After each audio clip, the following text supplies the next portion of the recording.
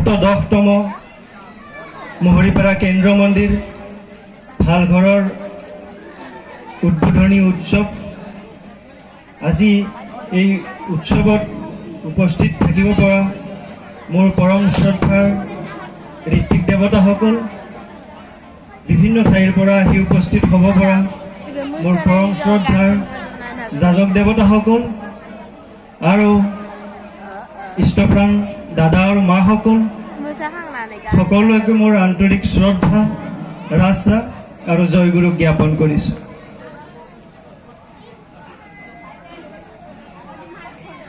মই ঠিক তেনেকৈ এনেকুৱা উৎসৱত আগতে ভাষণ দিয়া নাই।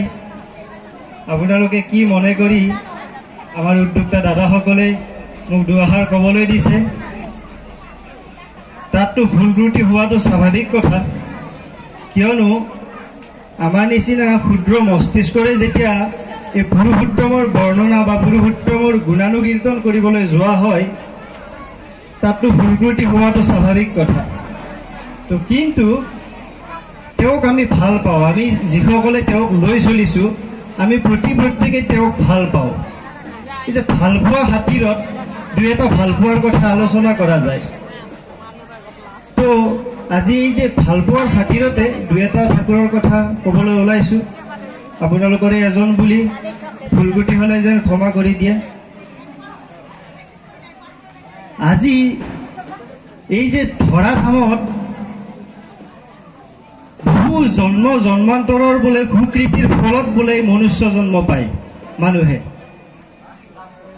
আৰু এই মনুষ্য জন্ম পাই যদি এই পুৰুষোত্তম বা এই মহাপুৰুষসকলৰ সংগ পোৱা যায়, তেতিয়াহ'লে এই মানৱ জীৱন বোলে সফল হয়।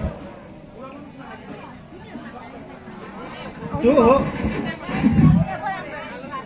আমাৰ আজি পৰম সৌভাগ্য যে আমি এই পুৰুষোত্তমৰ লগত যুক্ত হ'ব পাৰিছোঁ। এইটো কিন্তু আমাৰ সৌভাগ্য নহয়, তেওঁৰ দয়া। তেওঁ যদি দয়া নকৰে তেতিয়াহ'লে আমি কোনেও তেওঁৰ ওচৰ চাপিব, তেওঁৰ দৰ্শন পাব পৰা আমাৰ ক্ষমতা নাই। তেওঁ দয়া কৰি আমাক আজি তাৰ চৰণত আজি এনেকৈ তেওঁৰ সৎমন্ত্ৰৰ লগত যুক্ত কৰাই আমাক ধন্য কৰিছে, এই মানৱ জীৱন ধন্য কৰিছে। আগত বহু অৱতাৰ এই ধৰাধামত আহিছে, অসংখ্যবাৰ এই ধৰাধামত বহু অৱতাৰ আহিছে, এজন দুজন নহয়, হিচাপ চাৰা অৱতাৰ আহিছে। কিন্তু এইবাৰ আমাৰ পৰম সৌভাগ্য যে আমাৰ বহুতেই প্ৰশ্ন কৰে যে ঠিক আছে আপোনালোকৰ ঠাকুৰটো বাৰু ভগৱান মানিলোঁ, কিন্তু ঠাকুৰৰ ল'ৰাও ভগৱান, নাতিও ভগৱান। এই যে এই প্ৰশ্নটো আমি যেতিয়া ডিপিৰ কামত যাওঁ বা যাজনত যেতিয়া যাওঁ, প্ৰায় মানুহৰ মুখত শুনা যায় যে ইমান ভগৱান নে, একেলগে ইমান ভগৱান আহিছেনে। এবাৰ মনে দি ভাবক যে ভগৱানটো আমি বনাব নোৱাৰোঁ, ভগৱানক বনাব পৰা যায় নেকি? যে মই কোনোবা এজনক ভগৱান বনাই দিছোঁ, সেনেকৈ হয় নেকি? ভগৱানকতো বনাব পৰা নাযায়। তেতিয়াহ'লে এই যে চাওকচোন, মহাদেৱৰ পুত্ৰ যে গণেশ কাৰ্তিককো মানুহে এই ভগৱান ৰূপে পূজা কৰিছিল বা কৰে। প্ৰভু ৰামচন্দ্ৰৰ লগত থাকি থাকি এই যে ভক্ত হনুমান, আজি বহু ঠাইত ভক্ত হনুমানৰ মন্দিৰ আছে। ভক্ত হনুমানকো মানুহে এই যে ভগৱানৰ লগত থাকি থাকি তেওঁকো সেই গুৰুৰূপে বহুতে পূজা কৰে। কিন্তু এইবাৰ বিশেষ এইকাৰণে হ'ল যে ঠাকুৰে এইবাৰ এই যে দেখাই দিছে যে আম গাছত কেনেকৈ আম লাগে বা কেনেকৈ সুপুত্ৰ প্ৰতিটো বংশত প্ৰতিটো ঘৰত কেনেকৈ জন্ম দিব পৰা যায়, কেনেকৈ ভগৱানৰ নিচিনা গুণৱান সন্তানৰ জন্ম দিব পৰা যায়, এইটো পুৰুষোত্তমে আহি আমাক এই ধৰাধামত দেখাই দিছে। আগৰ কিন্তু অৱতাৰ পুৰুষৰ বিলাকৰ ভিতৰত ইমান স্পষ্ট হোৱা নাছিল। শ্ৰীকৃষ্ণৰ ৰজাক আমি শ্ৰীকৃষ্ণৰ পুত্ৰক আমি বহুতে চিনি নাপাওঁ, কিন্তু ৰামৰ পুত্ৰ লৱ-কুশক বহুতে চিনি পায় বাৰু। কিন্তু এই যে ঠাকুৰ এইবাৰ এইকাৰণে বিশেষ যে তেওঁ কেনেকৈ দেৱপুত্ৰ বা ঈশ্বৰৰ নিচিনা গুণৱান সন্তান কেনেকৈ নামাই আনিব পৰা যায়, সেই বিধান আমাক দিছে। আজি চাওক, এই বৰদা, আজি আমি যাৰ এই যে উৎসৱ পালন কৰি আছোঁ, বৰদা এজন এনেকুৱা সন্তান আছিল যে ঠাকুৰে যিমান বাণী দিছে, এবাৰ এই বাণীবিলাকৰ এই তাতে ওচৰত থকা ঠাকুৰৰ ভক্তবিলাকক সুধি আছে যে মই যে বাণীবিলাক দিলোঁ, এই বাণীবিলাক কাৰ কাৰণে দিলোঁ বা কিহৰ কাৰণে দিলোঁ। তেতিয়া এই যে সবেই মন্তব্য দি আছে যে ঠাকুৰ সমাজৰ কল্যাণৰ কাৰণে দিছে, জগতৰ কল্যাণৰ হ'ব, এইবিলাক বাণীৰ পৰা বহুতে বহুত কথা কৈ আছে। তেতিয়া এই বৰদাক মাতি আনিলে যে মাতচোন বৰসকাক মাত, ঠাকুৰ বৰদাক বৰসকা বুলি মাতিছিল, এই বৰদাক মাতচোন। তেতিয়া এই বৰদাক সুধি আছে যে বৰসকা, এই যে মই বাণীবিলাক দিলোঁ, এই বাণীবিলাক কাৰ কাৰণে দিলোঁ, কিহৰ কাৰণে দিলোঁ? তেতিয়া বৰদাই ক'লে যে ঠাকুৰ এই যিমান বাণী দিছে, আপুনি যিমান কথা কৈছে চব মোৰ কাৰণে কৈছে, কাৰণ মই ইয়াক লৈ এইবিলাক পালন কৰি মই নিজে ধন্য হ'ম। এই দাদা আমাসকল, আমাৰ যে ঠাকুৰে যিমান যি দিছে এইটো কিন্তু বেলেগৰ কাৰণে দিছেতো বেলেগ কথা, কিন্তু মোৰ কাৰণে দিছে, মই এইখিনি নিজৰ জীৱনত পালন কৰাৰ কাৰণে চেষ্টা কৰিম। আজি ঠিক তেনেকৈ আজি বৰদাৰ পুত্ৰ শ্ৰী শ্ৰী দাদা, তাৰপিছত আজি আচাৰ্যদেৱ, বৰ্তমান আচাৰ্যদেৱ, এই কেইদিন আগতে অসমৰ বিভিন্ন ঠাইত আচাৰ্যদেৱে ঘূৰিলে, চাৰিওফালে এটা আমি উখল মাখল পৰিৱেশ, আনন্দমুখৰ পৰিৱেশ এটা সৃষ্টি কৰি থৈ গ'ল অসমৰ বুকত, এইটো এটা ইতিহাস সৃষ্টি কৰি থৈ গ'ল। তো আমাৰ ঠিক তাৰ উদ্দেশ্যে আমাৰ সোৱাগপুৰতো আমি তেওঁক পালোঁ। সোৱাগপুৰত তেওঁ যি কথা কৈ গ'ল এইটো ইতিহাসত থাকি যাব, পাহৰিব নোৱাৰা কথা।